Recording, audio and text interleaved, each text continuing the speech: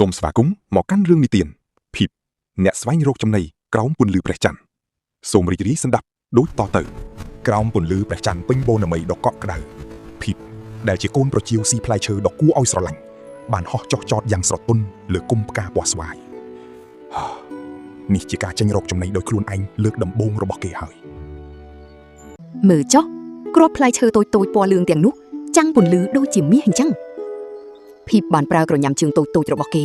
បេះផ្លែឈើដែលទុំល្អបំផុតដោយការយកចិត្តទុកដាក់ស្រាប់តែមានមេអំបៅរាត្រីដ៏ធំមួយបានហោះមកទុំក្បែរនោះស្លាបពណ៌ប្រាក់របស់វាញ័រតិចតិចបង្កើតជាសំឡេងតន្ត្រីដ៏ស្រស់ទន់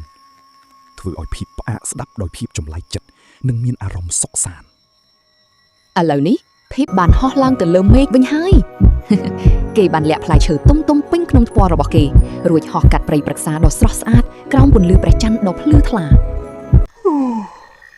នៅពេលព្រលឹមស្រាងចូលមកដល់ភីបបានត្រឡប់មកដល់រូងភ្នំវិញដោយសុវត្ថិភាព